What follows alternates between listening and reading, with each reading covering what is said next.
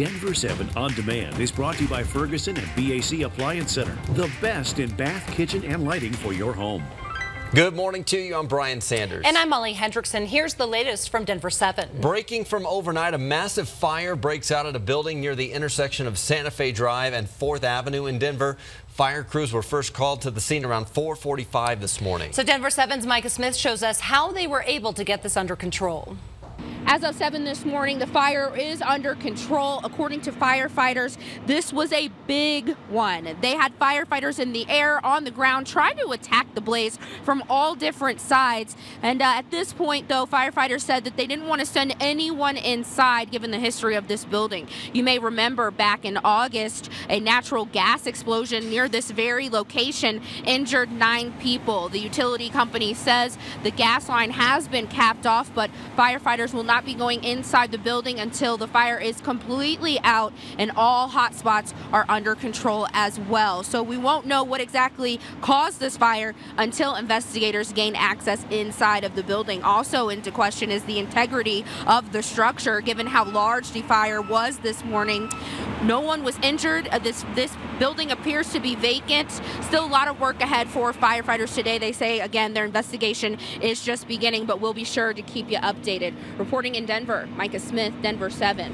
And another interesting element to this story, this fire happened at the same building where a natural gas explosion injured 9 people and leveled the building last August. Denver 7's Eric Lufer has details on that fire and what we know about the situation at the building now. Fire crews tell us the gas line at the building was capped after the August explosion. Investigators say that fire was intentionally set.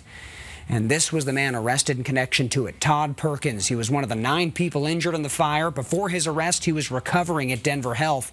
Investigators say Perkins lived in a camper on the property, but had been fired by the owner of the apartments. He's accused of opening a natural gas line, pouring gasoline inside, starting the fire, causing that explosion.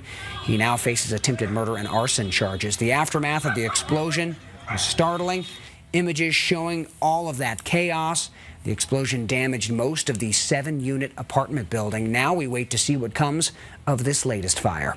I'm Eric Lufer, Denver 7. All right, thanks, Eric. And stick with Denver 7 throughout the day for the very latest information on this story. You can stay on top of all the breaking details we learned by downloading the free Denver 7 app. We'll send you push alerts with any new information into our newsroom.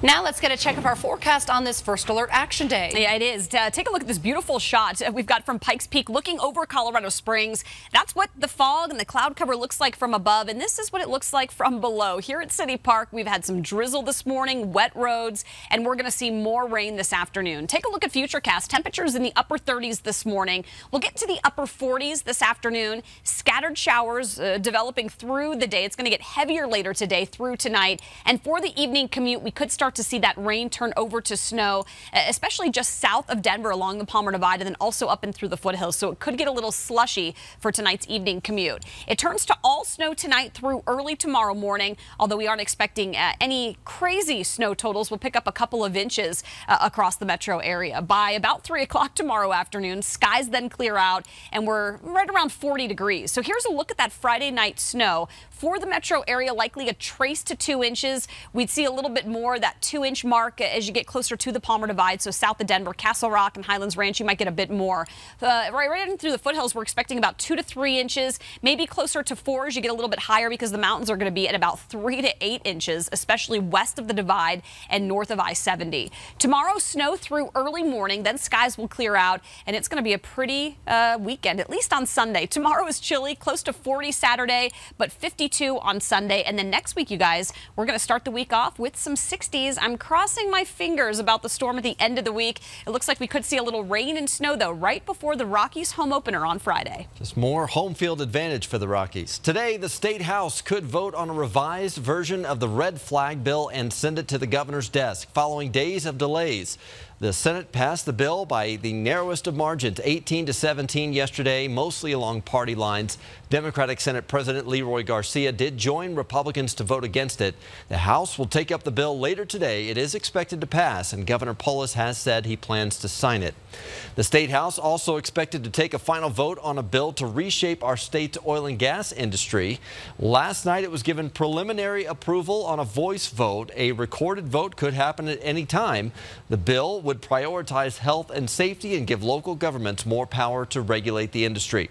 It stands, though, in sharp contrast to President Trump's push for more oil and gas production in America. The Trump administration has worked to open up the federal lands to fracking, and at a rally last night, he touted the success of the industry. The United States, people don't even believe this, it all happened very recently, is now the #1 oil and gas producer in the world.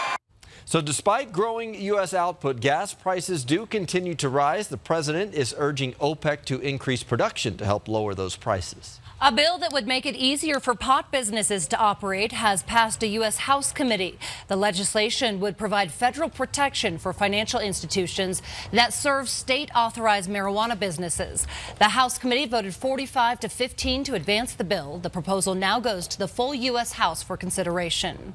9 months after the U.S. government legalized hemp, thousands of people will be in Denver today and tomorrow for the annual Northern Colorado Hemp Expo.